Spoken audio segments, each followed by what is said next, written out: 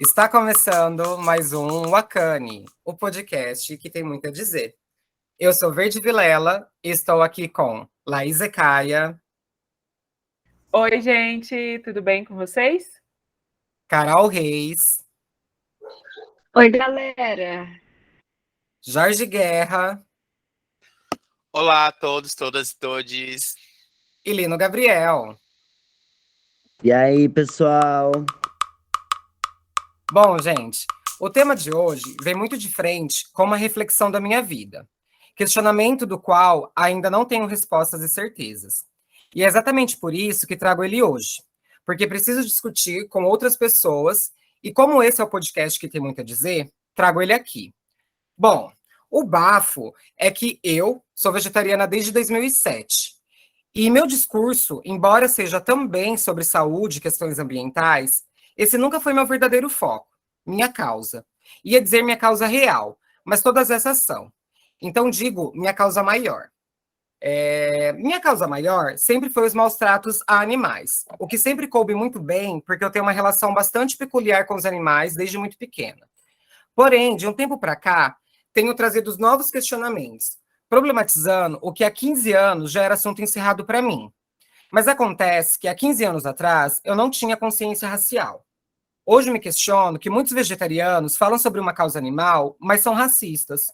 E daí vejo muitos problemas, como, desde a nossa colonização, pessoas pretas são tratadas como inferiores aos animais. E daí naturalizam a empatia com animais e a vista grossa com questões raciais. Afinal, socialmente, estamos abaixo disso. Problematiza o discurso da pessoa que tenta empurrar a goela abaixo, como o ecofeminismo, por exemplo, que o consumo de carne está relacionado ao patriarcado e, por isso, cobra o vegetarianismo de todos, mesmo sabendo que vivemos no país que voltou a vender ossos no mercado. E daí? E daí que eu não preciso passar por essas inquietações sozinhas. E é por isso que eu trago isso hoje aqui. E é por isso que, então, eu trago um convidado mais que especial, a Aie, proprietária da Aie AG1. Não para nos trazer respostas sobre o tema, mas para compartilhar conosco sua experiência com o afrovegetarianismo e esses cruzes com a sua vivência. Aie, se apresente e nos conte um pouco da sua história com a Aie AG1. Oi, gente, tudo bem? Aqui quem fala é a Aie, pessoa trans preta não binária, filha de mãe indígena e pai negro, e eu trago a minha originalidade em Oxum e Odé. Eu quero começar me apresentando como eu me reconheço nesse momento e reverenciando a minha ancestralidade e originalidade, que é a base do meu trabalho. Agradeço, estou muito feliz, gente, pelo convite. Estou um pouquinho nervosa, mas estou bem contente para estar aí falando sobre o afroveganismo, né? E sobre todos os caminhos que o afroveganismo leva. Quero começar falando um pouco assim da minha infância, né? Tenho quatro irmãs mulheres, e sou filha de mãe indígena, né? Pai negro. E sempre na correria, né? Meus pais sempre trabalhando muito. Então, a gente acabou tendo uma horta nos fundos de casa, né? Como maneira de se alimentar. E de lá, minha mãe e meu pai tiravam a mandioca, o milho, a salada, o tempero. E assim a gente foi vivendo a vida. Eu fui tendo esse tipo de alimentação em que a carne era só de vez em quando, né? Era uma coisa especial, né? Quando tinha um churrasco de família, alguma coisa assim. E assim eu fui me acostumando a ter esse tipo de alimentação, né? Eu criei o IAG1, cozinha antiespecista afroartesanal. Inicialmente eu trazia essa ideia do IAG1 como um afroveganismo, né? Porém, tendo as vivências e me deparando com um veganismo hegemônico, colonial e branco, eu comecei a estudar mais sobre o que eu entendia sobre o veganismo, sobre afroveganismo, dentro do meu recorte social, né? Que é um veganismo popular, acessível e negro. É desse lugar que eu falo, né? Não tem como eu, na minha existência, falar sobre veganismo e habitar um corpo preto e não falar sobre isso, porque isso sempre vai vir em primeiro lugar, né? Então, dentro dessas pesquisas, eu entrei em contato com o veganismo, vi que não era algo que me contemplava, fui ao encontro do afroveganismo, né, que é eu falar de veganismo dentro do meu lugar de fala, E dentro do afroveganismo, eu cheguei na ancestralidade africana, que traz a ideia da alimentação mais natural. Foi um momento assim que eu realmente percebi que era isso, que não era um veganismo que eu queria propagar por aí, porque esse veganismo não estava me contemplando, o veganismo que me contemplava era esse resgate mesmo da ancestralidade através da alimentação mais natural, né? Então, nisso eu comecei com uma pesquisa, né, muito profunda. É bem dolorido a gente descolonizar os nossos pratos, né? A gente está viciado nesses alimentos e eles são os mais acessíveis para todos. E é uma luta diária. Eu não sei como é que é para você, sabe? Quem está tentando diminuir o consumo da carne, ou quem não come mais também, ou só consome os lácteos, não sei como é que tá para vocês, mas para mim é bem complicado, sabe? Porque a gente tem esses lugares que vendem comida orgânica, que é uma comida sem veneno, que seria mais acessível para todos, né? Teria que ser a mais acessível e não é. O que acontece é que a gente acaba comprando bolachinha, salgadinho, coisas mais processadas, porque o alimento que é o alimento da terra, a gente tem que cozinhar, a gente tem que fazer. Então, no começo foi muito difícil para mim me tornar uma pessoa vegana, né? Dentro dessas pesquisas, eu percebi que o veganismo branco não estava dando conta das minhas especificidades, sabe? Enquanto pessoa preta. E aí eu comecei a buscar, a pesquisar, só que é tão difícil, sabe, encontrar esse tipo de informação. E Fê, de onde você vê quais são essas problemáticas que você enxerga nesse veganismo branco? A falta do recorte racial para as pessoas negras, sabe? A falta de recorte racial. Esse veganismo branco, ele é um veganismo racista, sexista, LGBTfóbico e heterossexnormativo. Ele não contempla, ele não nos contempla, né? Então, foi bem dolorido para mim perceber que realmente é assim, mas que tem uma solução, né? Tem como a gente criar isso também. Só que não vejo como sendo algo fácil, sabe? Eu criei a IEG1 justamente por isso, para poder disseminar a ideia da alimentação ancestral, que é uma alimentação mais natural, que é uma alimentação vegana, poder disseminar isso para o nosso povo, para a comunidade, porque o meu foco do meu trabalho é nas comunidades. Agora, aqui no Moca, depois que eu melhorar, porque eu tô com o tornozelo quebrado em casa, eu consegui conhecer um pessoal ali da CAN, que é uma associação, e a gente vai estar fazendo oficinas de comida vegetariana para as crianças. Então, eu estou muito feliz de ter conseguido estar participando desse projeto, porque antes de me machucar, eu estava trabalhando na rua, vendendo os lanches, né, os salgados, né, Ercílio Luz, festas, eventos, fazendo corre, né, e via o quanto o pessoal preto, quanto o nosso povo preto está carente de uma alimentação assim, mas não tem esse acesso, e para mim é muito gratificante quando eu consigo aqui em Floripa participar de eventos pretos. Eu acho bem louco esse assunto, assim, né? Eu acho que é um assunto bem interessante, porque eu lembro de uma vez que eu tava na casa de um amigo, e aí ele queria, sei lá, leite condensado, sabe? Alguma coisa assim. Aí eu falei, amigo, Aí ele falou, ah, mas eu não fui no mercado comprar. Aí eu falei, bom, você sabe que você pode fazer o seu leite condensado, né? Dependendo das coisas que você tiver em casa. E aí, tipo assim, foi uma grande surpresa sacar que as pessoas acham que tem coisas que nasceram na indústria, saca? E que não que a indústria é um processo em larga escala de coisas que a gente sempre fez manualmente. Então, tipo, é muito louco esse lance desse processo industrial, né? De tudo, da comida, da roupa e tal. Porque parece que a indústria tem capacidade de produzir coisas que a gente não tem quando é o contrário, né? Inclusive as máquinas que produzem essas coisas, quem produz é a gente. Então, eu acho muito doido, assim, e de como que há alternativas ao consumo, né, de produtos de origem animal, assim. Eu sou vegetariano, eu não sou vegano, mas eu sou vegetariano há muito tempo, assim, há tanto tempo, como disse a Verde outro dia, há tanto tempo que nem me lembro mais.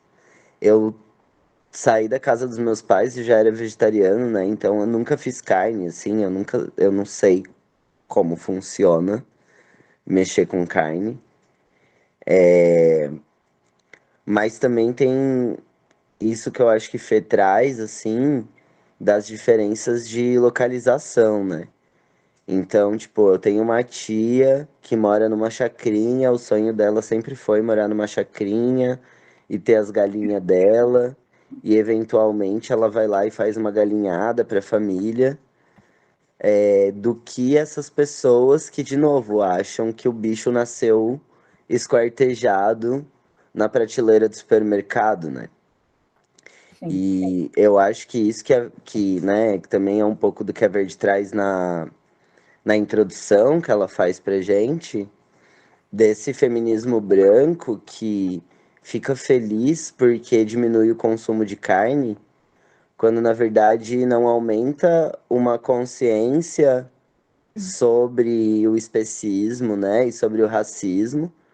E aí sim, eu acho que tem sim uma relação entre o racismo, o machismo e o especismo, né? Porque, de novo, a gente acaba percebendo que a produção de, de insumos, né? De alimentos, entre aspas, de origem animal,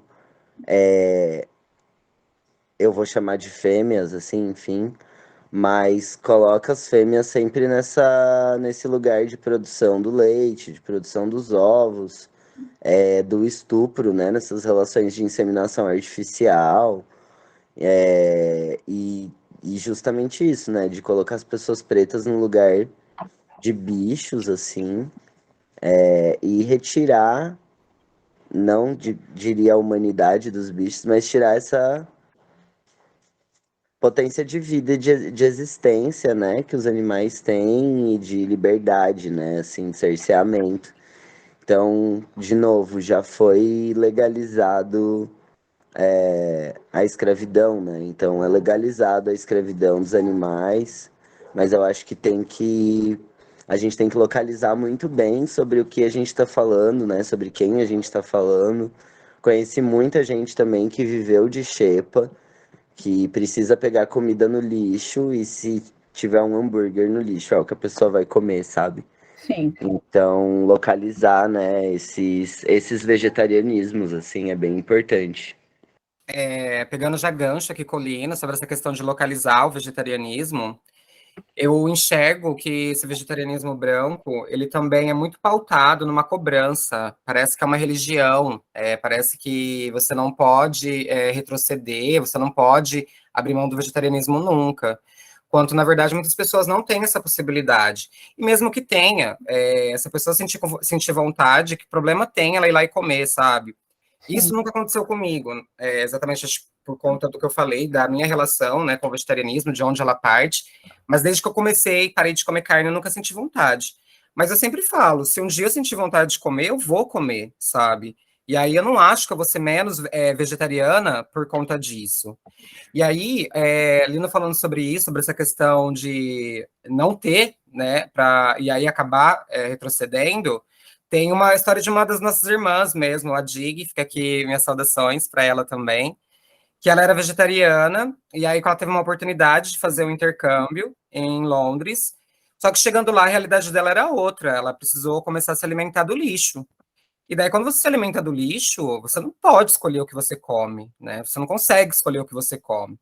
E a partir daí, ela volta a comer carne. E aí? A gente vai julgar uma pessoa que voltou a comer carne porque a carne do lixo era algo acessível para ela, sabe? E aí eu tenho muitos recortes aqui também para trazer, mas aí eu trago outro também que eu acho muito engraçado, uma outra amiga nossa, na época da faculdade também, que era vegetariana. E aí um dia eu estava na casa dela, ela saiu para comprar pão, qualquer coisa. Eu fui deitar na cama dela, eu tenho mania de deitar na cama, e a primeira coisa que eu faço quando vou encostar no travesseiro é colocar a mão debaixo do travesseiro, sabe, aquele confortozinho. A hora que eu coloquei a mão debaixo do travesseiro, eu achei um pão, gente. Aí é muito engraçado essa história. Aí a hora que eu tirei o pão, era um pão com mortadela. Tipo, a hora que eu cheguei, ela escondeu o pão, sabe? De vergonha, de ai, como que eu vou falar pra Veide que eu deixei de ser vegetariana, sabe? E tipo, mas aí eu respeitei, falei, não vou contar, né? Não vou fazer a chata também. Ai, você tá comendo pão com mortadela. Fiquei Vou bem. devolver aqui esse pão embaixo do travesseiro. Fiquei bem quietinha, esperei passar e deixei ela vir me contar. Eu falei, amiga, eu já sabia, encontrei um pão com mortadela debaixo do seu travesseiro. E qual é o problema? E qual é o problema, sabe? Eu acho que o vegetarianismo tem que ser leve, né? Tem que ser porque quero, não porque tenho, sabe? Não porque tenho que provar algo para alguém. Sim. E aí eu vejo muito também que é muito esse discurso do vegetarianismo branco, também essa cobrança em ser vegetariano o tempo todo. Eu vejo muito que é aquela pessoa que aí, sei lá, é vegetariana há 3 meses, e aí aquela pessoa, quando você tá comendo uma carne, vira e fala, ai, você tá comendo bicho morto. Gente, você acha que a pessoa que tá comendo não sabe que aquilo é um bicho morto? Sabe? Você acha realmente que essa informação que você tá dando é válida? Eu acho que existem muitas outras formas da gente apresentar o vegetarianismo. E não vai ser no deboche, nessa violência, que a gente vai mudar o pensamento das pessoas. Eu tenho como estratégia. Tem gente que, quando faz prato vegetariano, não gosta que pessoas que não são vegetarianas comam, porque elas, de fato, elas acabam comendo o prato vegetariano e o delas e a gente fica sem. Eu, verde, eu adoro, porque é a minha forma de mostrar essa alimentação, sabe? Olha como é gostoso, tá vendo? Olha, vocês comeram tudo, olha como é gostoso, é a minha estratégia que eu uso, sabe? Sim, e pegando ali o gancho que tu falou, né, um pouquinho antes, a gente, né, nós pessoas pretas, não hétero, não cis, a gente é animalizado, a gente sofre violência, porque a gente não é vista como humano, né, e aí quando vem uma pessoa branca, que nem esse comparativo que tu fez, da pessoa preta tá comendo e a pessoa branca, nossa, tá comendo, sabe, é muito agressivo e faz com que a gente pense que se alimentar de uma maneira mais natural é meio que impossível, sabe, porque é isso que o sistema faz, a gente achar que é muito mais difícil, sabe? Essa semana eu estava vendo um vídeo num programa ali de Meteoro, não sei se vocês conhecem ali no YouTube, e aí eles falavam sobre a gente realmente está comendo lixo agora, né? Agora tem programa de TV ensinando como fazer ossos, né? Tem mistura láctea, não sei das quantas, com gosto de queijo ralado no mercado por R$ 1,50, sabe? Então, como que as pessoas, dentro de cada recorte social, vão estar acreditando que é possível ter essa alimentação com base vegetariana, sendo que tudo está tão caro e é muito mais barato comprar um pacote de R$ 1,69 de uma bebida láctea que a gente nem sabe o que tem dentro, do que comprar uma cenoura e comer a cenoura pura, né? É complicado, é complicado. Eu amo esse espaço aqui, gente, porque é um espaço de muita reflexão sempre, né? E aí, desde quando começaram ali as discussões sobre o tema, eu fiquei meio que na minha, assim, né? Porque é um tema que eu não tenho muita proximidade, assim, não sou vegetariano, nem nada disso, assim, e já fiz poucas reflexões sobre, mas talvez tenha refletido no lugar meio que errado, assim, né? Porque aí tipo, as reflexões que eu fiz foi no sentido de pensar uma estrutura capitalista mesmo, sabe? E aí, tipo assim, mas aí qual o impacto que vai ter se eu comer ou não comer carne, sendo que, né, tem aí o agronegócio arrombando o planeta inteiro e tá tudo certo. E aí, agora, só aqui, né, nesse começozinho, assim, com algumas salas que vocês trouxeram, aí eu já comecei a dar uma repensada sobre isso, sabe? Quando vocês falam que, qual o vegetarianismo que você está falando? E aí, sabe, e aí, qual o motivo? E aí, o porquê que comer ou que não comer, enfim. E aí, enfim, já me leva a pensar outras coisas que já vai me tirar algumas boas horas de reflexão sobre o assunto. Ai, gente, eu tô amando o tema também. porque eu sempre tive muita curiosidade sobre, sempre me interessei muito, mas acaba ficando muito difícil para mim. Vou explicar. Minha família é extremamente carnívora. Então é sempre aquele almoço de domingo, macarronada com carne, é churrasco, é tudo baseado na carne. Isso desde muito pequena. Ali na adolescência, eu assisti um documentário. Acho que todo mundo já assistiu esse documentário, é A Carne é Fraca. E aí eu falei, meu Deus, como que a gente pode ser tão egoísta assim? E aí eu fiquei mal e tentei não comer carne. Mas assim, eu comia o que minha mãe preparava, então eu ficava com poucas opções, né? E aí acabei voltando a comer carne. Depois de um tempo eu descobri que eu era intolerante à lactose. Então já não consumo leite, tento evitar queijos, tudo que tenha muita lactose. Mas, crescendo, morando sozinha, vida corrida, eu praticamente, todas as minhas refeições são feitas fora de casa. E aí, quando você procura opções mais saudáveis, opções vegetarianas e veganas, é muito caro para comprar. É tudo muito caro, é tudo muito trabalhoso, é tudo muito. Sabe aquela branquitude que fica no Instagram fazendo vídeo de namastê, gratiluz? É tudo muito para esse público, sabe? E assim, hoje eu trabalho numa empresa que produz adubo. E aí eu tenho muito contato com produção de horta, produção de alimentos, e eu vejo o quanto isso deveria ser barato. Porque assim, você comprar uma muda, comprar semente, é tudo muito barato. A indústria que encarece tudo. Então, sinceramente, eu não vejo por que o acesso a essa alternativa mais saudável é tão caro. E aí eu acabo de novo, né, por uma desculpa de estar corrido, tô sem tempo, consumindo ali, tento ser o mais saudável possível, mas sempre tem opções com carne. E aí eu fico nessa, né? Ou eu me aprofundo mais no tema, começo a comprar e produzir as coisas que eu vou comer e reduzo drasticamente a quantidade de carne, mas eu vou precisar me aplicar muito diariamente para fazer essas refeições, sabe? Ou dispor de uma grana e tentar me aproximar aí não sei, é complexo para mim, sabe? Mas eu entendo o quanto isso é importante a gente falar sobre isso, porque realmente tem pessoas passando fome. E é um absurdo, na quantidade de comida que o Brasil produz, por exemplo, na empresa que eu trabalho, a gente recebe comida que não foi para a mesa das pessoas, né? Que estragou. A gente recebe frutas inteiras. Por que essas frutas estão indo para o lixo? Sabe? A gente recebe lá coisas de mercados grandes, de hortifruti grande. Então, assim, se tem gente passando fome, por que tem fruta chegando para ser decomposta praticamente inteira? A conta não fecha, sabe? Aí me lembra ali que teve época que queimaram o café porque produziam muito café, e café tinha que ser um item de luxo, né? Então, não era vantajoso vender aquilo barato. Então, era mais fácil queimar, jogar fora, do que vender mais barato. Será que é isso que está acontecendo? Não sei. Posso estar falando besteira aqui, mas é o que eu tô vendo, assim, pelas coisas que eu tô vivendo, sabe?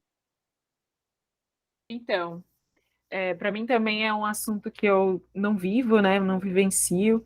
E toda vez que se pensa nesse lugar do cuidado com os animais e tal, eu tenho uma visão muito próxima do que o Jorge comentou, né? De pensar qual é a nossa relevância nessa história toda em relação às grandes indústrias, em relação a esse sistema capitalista.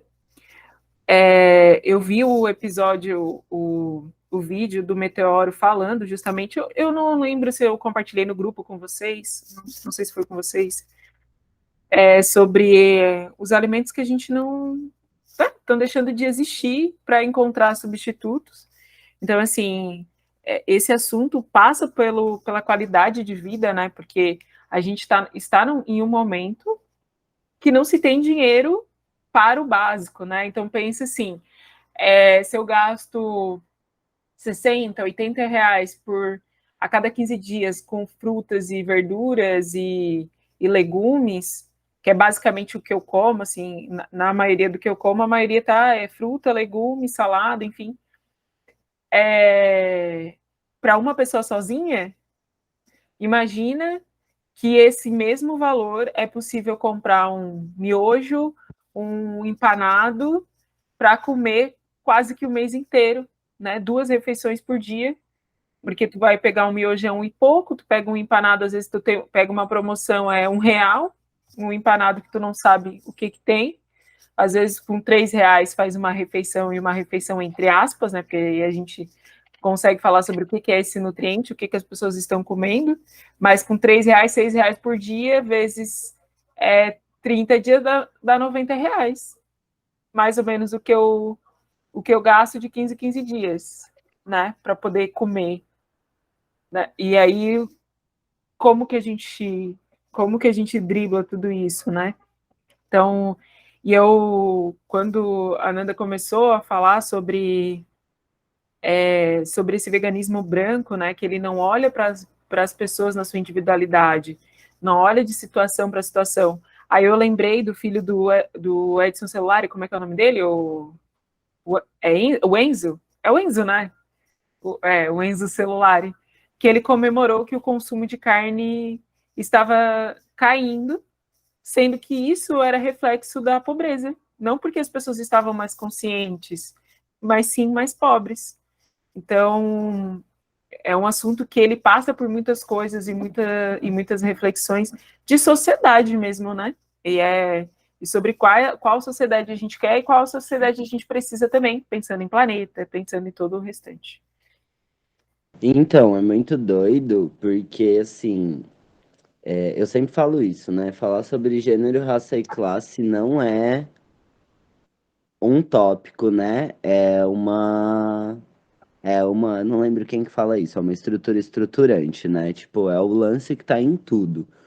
Porque a gente acaba falando de muita coisa nesse processo quando tá falando de afroveganismo e afrovegetarianismo, né?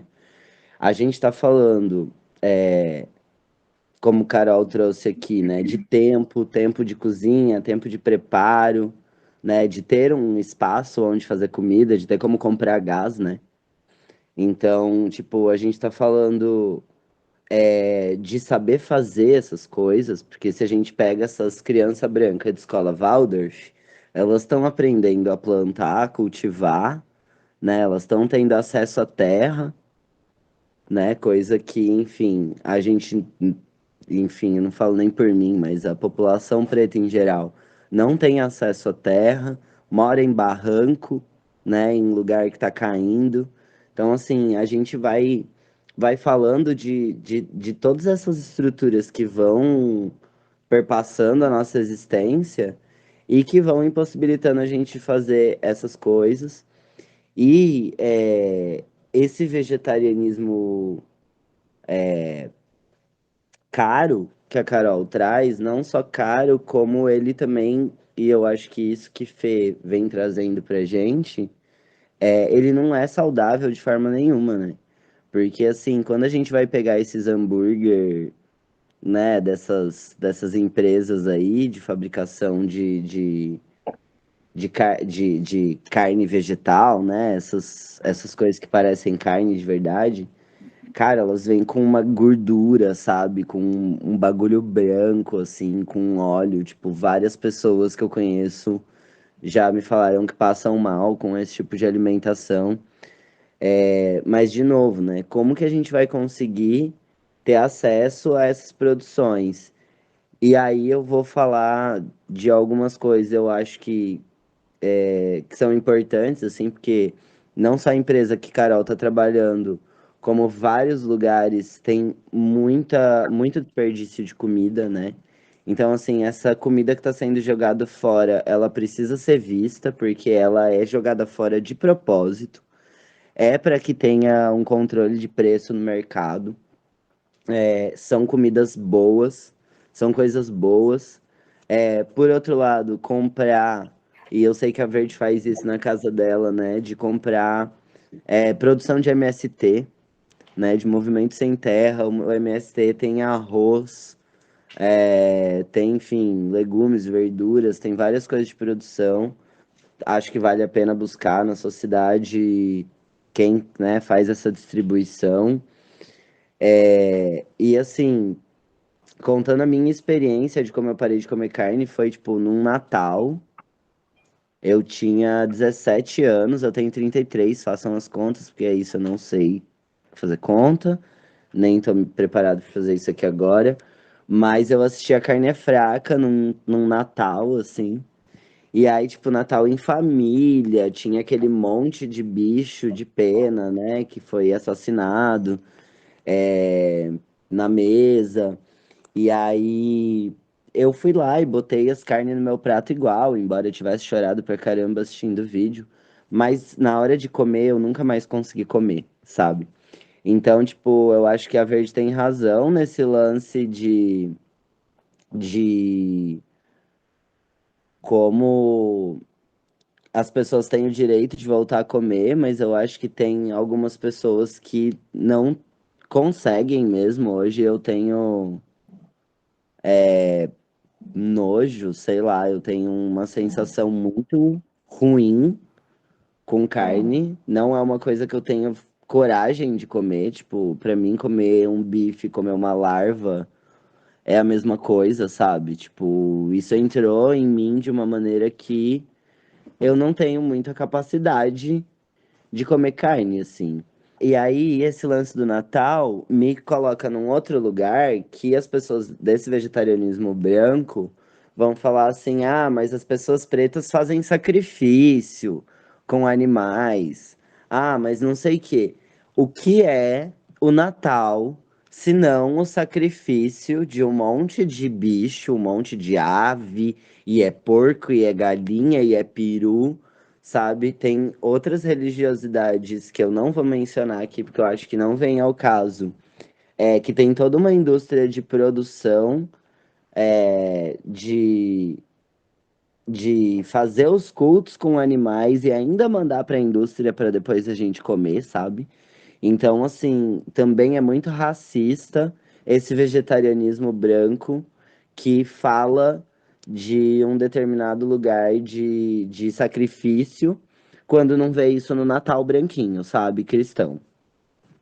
Acho muito legal, Lino, trazer isso, essa questão, porque eu também já ouço muito isso, essa crítica à religião de matriz africana sobre sacrifício, quanto, na verdade, o cristianismo faz sacrifício todo Natal, não só em Natal, né, tipo, Lino e eu crescemos dentro do cristianismo, e qualquer evento nosso, qualquer confraternização era churrasco, né, Lino?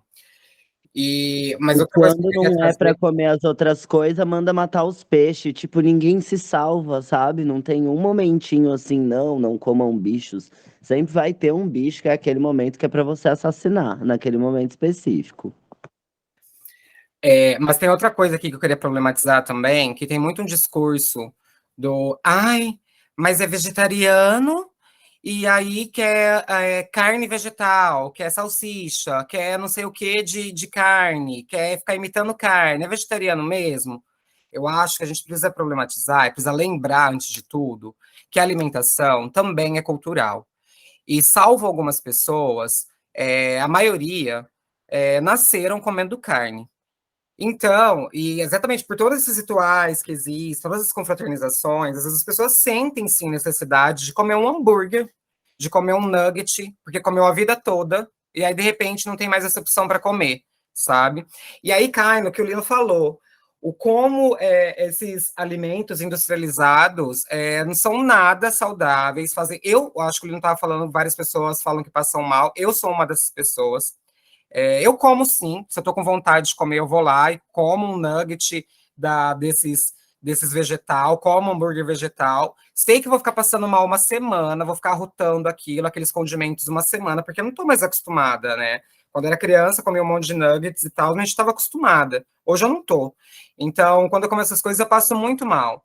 Mas aí a gente vê também que existem outras opções. Olha aí a IAG1, gente. Hoje, antes, no grupo, hoje de manhã, aí a gente estava comentando, eu falei, gente, eu poderia comer 5 hambúrgueres daquele agora, nesse exato momento.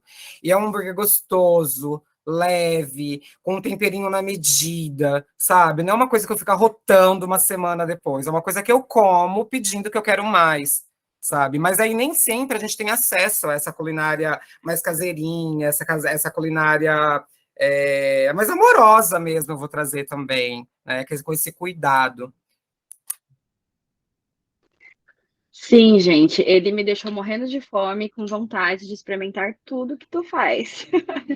Gente, só para contar uma história triste aqui de família carnívora, eu ganhei um pintinho quando eu era pequena. Ganhei um pintinho, esse pintinho cresceu, virou um galo. Imagina, uma criança com um galo na cidade. E aí ele cantava às 5 da manhã, porque é da natureza do galo. Vizinhos começaram a reclamar. Minha avó tinha um sítio, aí a família, vamos levar para o sítio, lá ele vai ser feliz, vai ter. Enfim, levamos o galo para o sítio e aí eu ficava ansiosa, esperando voltar lá para ver meu galo. Um belo Natal, cheguei lá, minha avó disse que o galo tinha fugido. Se estressou e fugiu, fiquei triste, mas superei. E aí, foi questão de esse ano. Eu voltei à história do galo e falei, poxa, o que será que aconteceu com o galo? E aí minha mãe contou. Menina, você acreditou nessa história? Esse galo virou galinhada. Naquele Natal, a gente comeu o galo. Falei, caraca, vocês fizeram eu comer o meu bichinho. Isso é muito desumano, cara, é muito cruel. E é isso, né? A criança, ela tem amor pelos animais, né? Eu jamais, se eu soubesse que era o meu galo ali, eu teria comido aquilo. E eu fiquei mal, juro, eu fiquei triste com aquilo, fiquei revoltada com a minha família. Mas é isso, o quanto a gente se afasta dos animais, né? A gente tira aí o amor que a gente tem pelos animais, se distancia, né, da dor que eles sofrem, que a gente já sabe que muitos animais têm sentimento, acho que todos, né? Têm sentimento, sentem dor, e para a gente seguir esse consumo de carne. Acho um absurdo. Preciso rever aqui meus conceitos. Ai, gente, desculpa, vou ter que cortar a fila, mas é porque a minha história é exatamente a mesma da Carol. Exatamente. Quando eu era criança, eu tinha muita relutância em comer carne, muita. Isso é uma coisa que eu tenho desde muito pequena. Eu era aquela criança que mastigava a carne, depois dava o bagaço na mão da mãe, sabe? E aí o médico falou que tudo bem, que isso era normal, porque tem muita criança que não consegue engolir mesmo a fibra da carne, mas eu estava absorvendo as vitaminas. Só que aí eu tinha 12 anos e ainda fazia isso. Só que com frango, excepcionalmente, especialmente, eu não tinha isso. Eu gostava muito de frango. E eu tenho exatamente a mesma história que a Carol. Uma vez, a gente foi numa loja de... Não é pet, né? Agro... Não sei como chamam. Que vende ração, galinha, essas paradas. E eu me apaixonei por um pintinho. Me apaixonei. Meu pai, doide, falou, ai, vou dar o pintinho para ela. Me deu esse pintinho também. E, gente, eu moro lá em Rio Preto, né? Meus pais, tipo, em casa, sabe? Tipo, nem tinha, acho que, mais terra naquela época em casa, eu não lembro. E aí, levei esse pintinho para casa, e a mãe queria morrer, porque ele andava cagando pela casa inteira. Onde eu ia, esse pintinho ia atrás. E esse pintinho foi crescendo, chamava Frangolino, era meu pet. Frangolino dormia comigo na cama, onde eu ia, ele ia atrás, tinha muita relação de afeto com ele. E um dia, num domingão, procurando meu frangolino para brincar, não achava, não achava, não achava. E aí meu pai, ai, vem comer, tem frango. Olha o golpe, gente. E eu fui, saboreei aquele frango, comi um monte, me esbaldei. Gente, meu pai foi muito malvado nisso. Mas, né, tudo bem, passou. A hora que eu terminei de comer, eu falei, vou brincar com o frangolino. Meu pai me vira no meio da mesa e falar, ai, você não vai, porque você acabou de comer ele. Gente, eu devia ter, sei lá, uns 5, 6 anos. Isso foi muito violento, muito, muito, muito, sabe? Eu chorei um monte, tentava vomitar, aquela coisa de criança, sabe? E aí, anos depois, vem o vegetarianismo na minha vida. Ai, desculpa interromper, mas eu precisava contar essa história, gente. E vai para mais um episódio de terapia isso daí, né? Já foi, já foi, já foi. Eu levei o meu também. Tava aqui pensando, né, como me tocou bastante essa experiência de vocês, assim, de criança. Como é violento, né? É uma situação, assim, vindo das pessoas que a gente confia, né? Que seriam nossos pais, as pessoas que cuidavam da gente. E como já vai criando um certo tipo de repulsa, mas muitas vezes a gente é condicionado mesmo pela família, pelo lugar que a gente está ocupando naquele momento, a comer a carne. E aí até a gente, de fato, parar para questionar os nossos hábitos, o que geralmente acontece quando a gente fica um pouco mais de idade, um pouco mais de vivência, né, de experiência, a gente vê o quanto é difícil a gente deixar esses hábitos, né? E o quanto, às vezes, o nosso recorte social se torna quase que impossível, né? Mas, assim, para mim, pelo menos, depois faz o quê? Vou fazer 30 anos agora, mês que vem. E faz uns 15 anos que eu sou vegetariana. E agora que realmente eu estou conseguindo entender o que é fazer esse resgate de memória ancestral, sabe? E é isso que me dá força e vontade para continuar essa luta, de estar propagando o antiespecismo como forma de combate ao racismo, ao sexismo. É tão complicado às vezes, porque eu vejo o quanto o povo preto está desacreditado de que realmente pode fazer alguma diferença, sabe? Mas é muito tocante, assim, o quanto às vezes eu penso em desistir de estar levando isso para as comunidades, porque aqui na minha comunidade é um assunto difícil de ser tratado, as pessoas não querem ouvir, as pessoas acham difícil, sabe? As pessoas já acham que é coisa de gente rica. Em certa parte, esse veganismo branco faz com que a gente pense que é, sabe? Mas eu vivo isso, né? Eu sou mãe solo de uma criança, sempre me virei uma pessoa preta trans, e eu sei que é possível, sabe? Só que essa barreira, assim, que eu venho encontrando, de estar conseguindo entrar aqui dentro da comunidade, falar desse veganismo preto, desse veganismo acessível, é algo, assim, que acho que a gente precisa falar sobre isso, sabe? O outro ponto que eu queria trazer, que já surgiu mais ou menos em alguns pontos aqui dessa conversa, é também sobre quando a Carol fala que, porque a minha família tudo faz festa e tem muita carne e tal também. E aí eu acho que quando a gente vai pensar também sobre reduzir o consumo de carne, a gente tem que pensar no fator econômico, social e cultural que isso envolve também, porque para muita gente que não tinha condição de comprar carne, que comia pouquíssima carne, porque não tinha condição de comprar, e aí hoje em dia talvez possa, como é que você vai chegar para essa pessoa e vai dizer assim, não, vai Sim. parar agora, vai virar vegetariano e vegano agora, que você não pode comer Imagina. carne, sabe? Eu acho que o rolê mesmo é, tipo assim, entender as especificidades de cada um, de cada grupo e tal.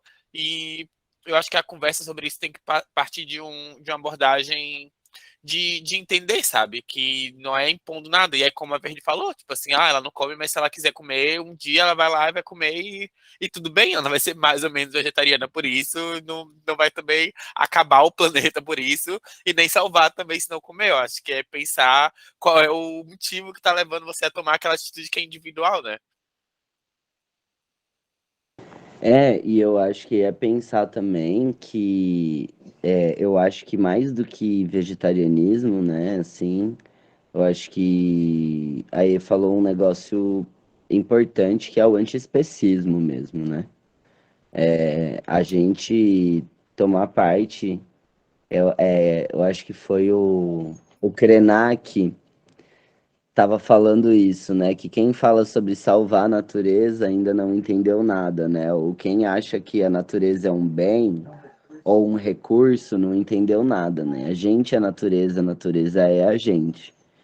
Então, assim, é pensar sobre esse antiespecismo, pensar que a gente está falando não só de alimentação, mas a gente está falando também sobre uso de ouro, sobre uso de seda, né? Sobre o uso, eu falei, não sei se falei de couro ou de ouro, mas enfim, de couro, de seda, sobre o uso de ouro também, porque é outra forma de matar, né? Todo um ciclo de vida. Tem alguns espaços que me parecem que não querem. Eu achei que em São Paulo eu ia ser muito feliz em encontrar várias alternativas vegetarianas e veganas, e não foi o caso. Também a coisa de, tipo, a pessoa vegana, vegetariana, enfim, não tá dizendo que ela quer ser saudável, né? Tipo, eu quero comer uma coxinha, sabe? De jaca, maravilhosa, mas uma coxinha, tipo, todo salgado, vegano, Muito isso também, vegetariano, né? com umas massa integral duvidosa, saca? É, E aí, assim, tipo, eu acho que talvez uma coisa que seja interessante de falar é quais são as alternativas, então, né? De redução de consumo ou de pensar mesmo nessas possibilidades outras de alimentação e consumo não especista, né? Que para além do MST, para além da xepa que eu já tinha falado, é encontrar pessoas que façam o trabalho que Fê faz, né? Que, assim, é um trabalho artesanal, é um trabalho, tipo, o Fê podia falar aí o cardápio, que eu acho que seria genial para deixar todo mundo com água na boca.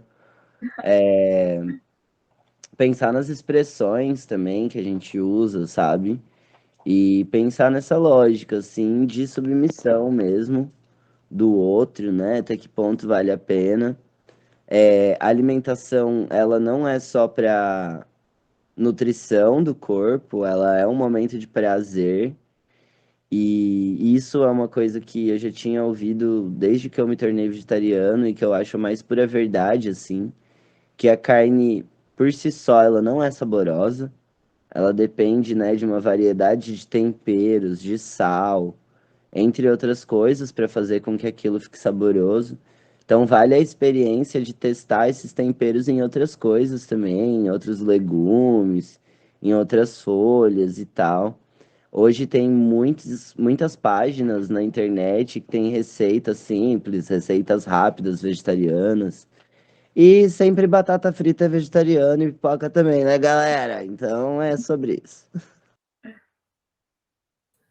Ai, gente, aqui o Akane, eu sempre tenho esse problema aqui. Eu sempre tô com uma coisa para falar, aí vocês falam, já vem mais um milhão de outras coisas para dizer. Mas tá, vou tentar organizar as ideias. Mas olha Isso que só, o Jorge. Luigi, se eu só Oi? te cortar rapidinho, porque eu passo pelo mesmo problema, e aí o que é que eu fiz? Inclusive que é a técnica que eu peguei com o Lino. Eu tô com o caderninho aqui e a caneta, e eu vou anotando os pontos, porque aí quando chega a minha vez eu volto lá em todos. Ótimo, vou começar a usar também. O problema também é que eu me perco também se eu anoto. A TDAH, né? Não consigo fazer várias coisas ao mesmo tempo, mas vou tentar. Mas eu estava pensando aqui que o que o Jorge trouxe vai muito de encontro com a minha família também. Meus pais cresceram no sítio, na roça, e por mais que tinha, às vezes, algum gado lá, ou um porco, que seja alguma coisa, nunca era para o consumo deles, né? Era sempre para venda, sempre porque eles precisavam fazer dinheiro com aquilo, que não eram nem propriedades deles, né? Acredito, acho que propriedades que eles cuidavam também. E aí, como que eu viro para o meu pai, hoje, que ele tem um pouco mais, não é rico, né? Meu pai é mecânico, mas que ele tem um pouco mais de condições, como que eu viro para ele e falo, pai, agora você não vai mais consumir carne? E aí, como são essas relações também com animais, né? Embora eu tenha contado esse fato do meu pai, esse acontecimento da minha infância com o frangolino, falando, nossa, que pessoa cruel, mas é pensar no espírito do tempo dele, pensar em como ele vive, como ele constrói essa relação, né, de comida e animal. Porque embora ele faça isso, meu pai tem outros pontos, por exemplo, igual meu pai, na infância teve um pássaro preto, aqueles anus, sabe?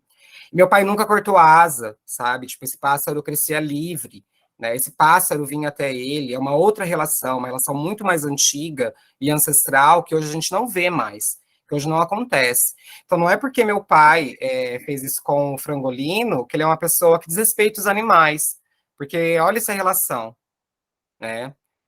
E eu esqueci o outro ponto, devia ter anotado mesmo. Mas vou pular esse outro ponto e ir para o terceiro, que eu estava pensando aqui. Falar de AEAG1 é falar de afrovegetarianismo, mas eu acho que é falar também de empreendedorismo negro, né? De afroempreendedorismo.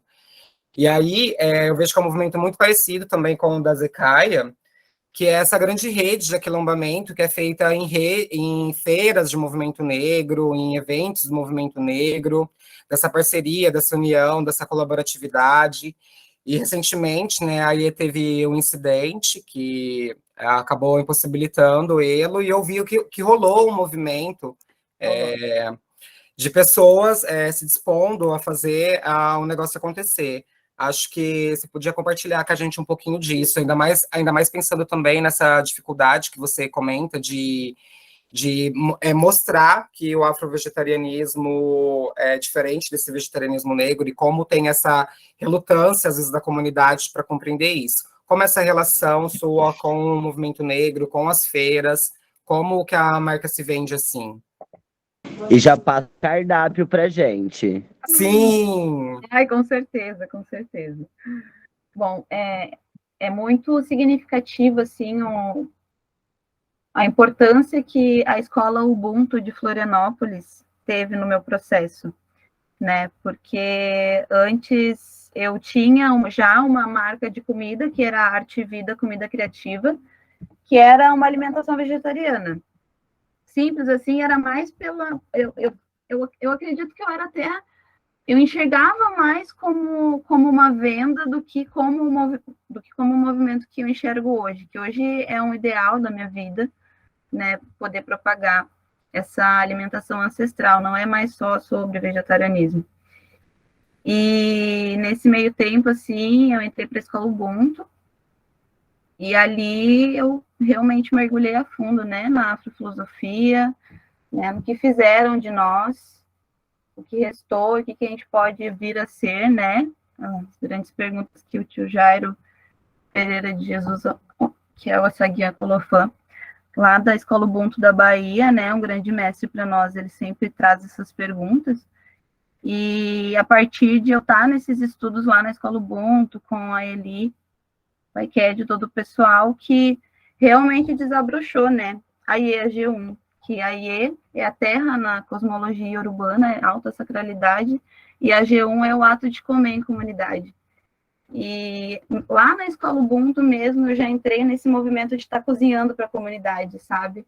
E isso foi sendo um resgate tão lindo, ancestral, que um dia eu estava pensando e brotou aí a G1, que hoje é uma afroculinária, uma culinária afroartesanal, antiespecista, é uma culinária afetiva, e principalmente, assim, quer trazer para a comunidade, sabe? Para essa grande rede de pessoas que, inclusive, estão sendo as pessoas que realmente estão me ajudando nesse processo de eu estar sem trabalhar, de eu estar com o pé para cima, né? Que eu quebrei o tornozelo. E é muito gratificante, assim, ver o quanto potência, né? O resgate da nossa ancestralidade pode fazer na nossa vida. E a minha comida, ela é diferente, assim. Vou dizer, eu nunca comi uma comida tão boa quanto a minha. Eu também não. Sabe? As pessoas sentem essa diferença e aí a G1 é isso, sabe? É esse carinho, esse afeto, essa comida que vem alimentar a comunidade, né? E faz pouco tempo que eu estou nesse processo aí com a EG1, vai fazer um ano agora, né? Antes era o outro nome. E dentro desses processos que eu estou buscando agora de estar trazendo mais para a minha comunidade, né? Que é aqui para o Morro do Mocotó, que eu moro aqui em cima, que eu vejo que tem muita criança, tem muita potência, que dá para começar devagarinho, sabe? E principalmente até as pessoas mais velhas, os jovens ali, eles estão me dando a oportunidade de ter um espaço ali. Estou bastante feliz com isso. Então, acho que dá para fazer revolução, sabe? Assim como foi revolução para mim. E é isso, assim. Gente, entrega no Rio essa comida, pelo amor de Deus. É uma comida muito boa, cheia de axé, com muito tempero, muito cuidado. Para mim, cozinhar é uma arte, sabe? Quando eu tô na cozinha, assim, eu esqueço tudo, largar o tempero em cima da comida, assim, eu olho para aquilo, eu encho os meus olhos. E essa energia, esse encanto passa para as pessoas, é uma coisa incrível, assim. E é muito real de ver que essa comunidade que sempre elogiou, que sempre estava ali, que sempre apoiou, é a comunidade que está me fortalecendo. Então, tem uma verdade bem consistente no que está acontecendo nesse movimento, né? Gente, assim, eu sou taurino, né? Então eu sou absolutamente fresco pra comida. Fresco mesmo, assim, não de ser comida gourmet, mas essa comida saborosa, essa comida temperada, né? E assim, diferente, por exemplo, dos pais da Carol, os meus pais, eles quase não comem carne mais. Acho que, assim, só de final de semana, talvez uma vez por mês.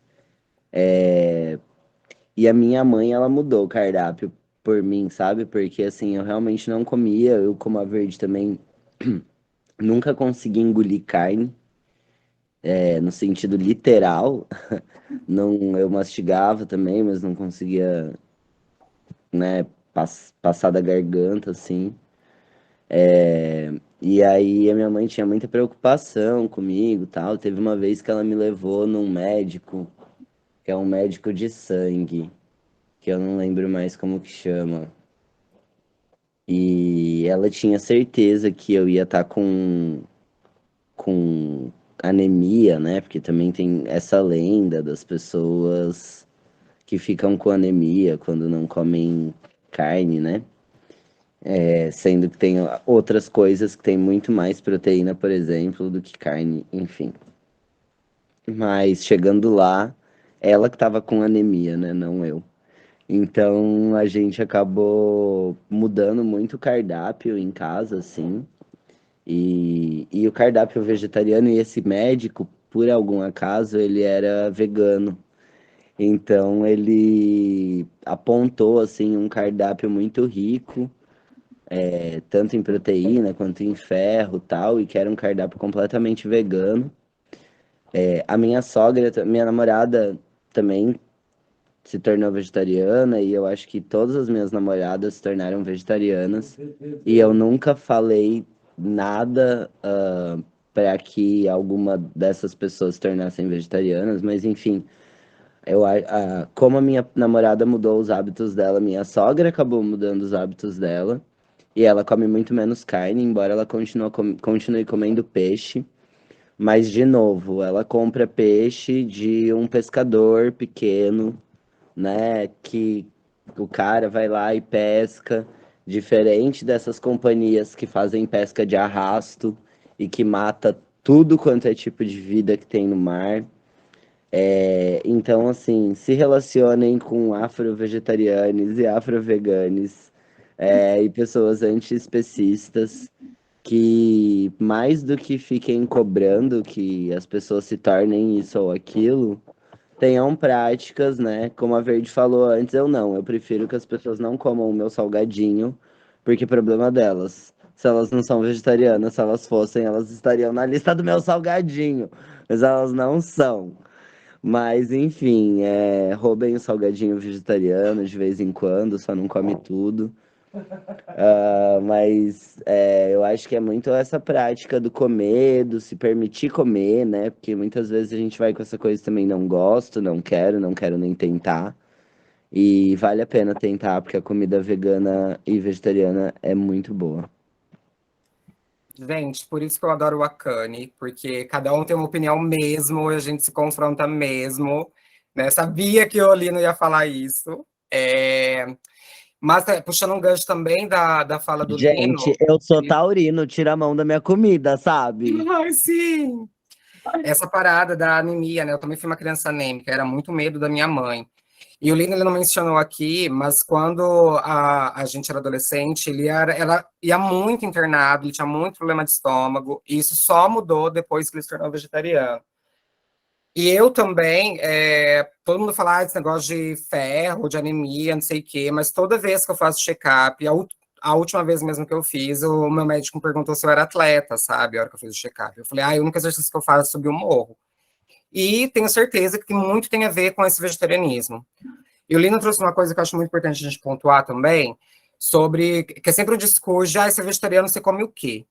E, gente, existe uma infinidade de pratos, uma infinidade de legumes, de vegetais que podem ser trabalhados, que a gente é habituado a preparar aquilo só de uma forma, e, na verdade, existe uma infinidade de maneiras que a gente pode preparar aquilo.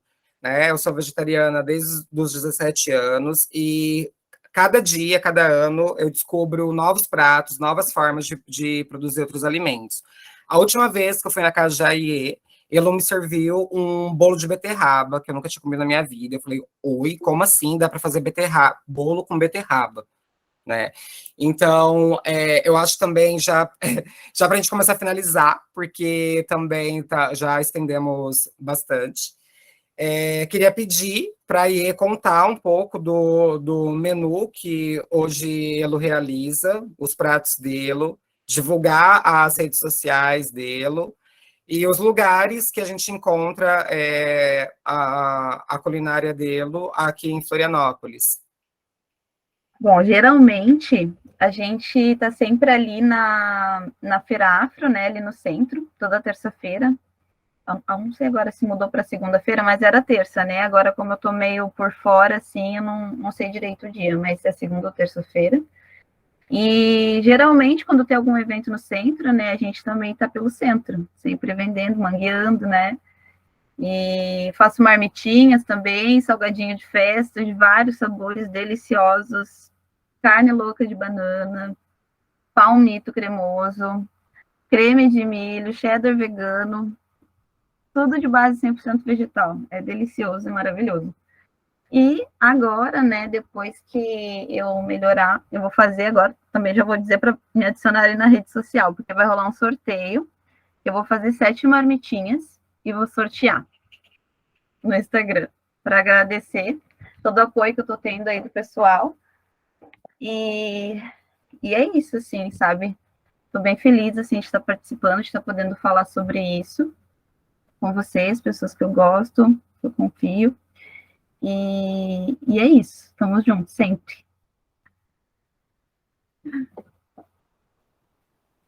Cara, eu desejo muita sorte aí nesse empreendimento. Vou torcer para bombar muito em Floripa para chegar uma filial aqui no Rio. Preciso dessas marmitinhas, vai facilitar muito minha vida. Vou mandar congelada. Sim, inclusive, é isso, minha vida é isso. Eu compro marmitas congeladas. Eu acho que a gente tem que subir tudo para levar para Carol, né? Por favor. Delivery especial. Mas então é isso, gente. Nós somos o Akane, podcast que tem muito a dizer. Hoje tivemos a presença mais que ilustre de Aie, da Aie AG1. Sigam ele nas redes sociais. Quem ainda não nos segue, segue. E é isso. Agora aquele tchau coletivo, clássico. Beijos! Tchau! Beijo. Tchau. Tchau, tchau.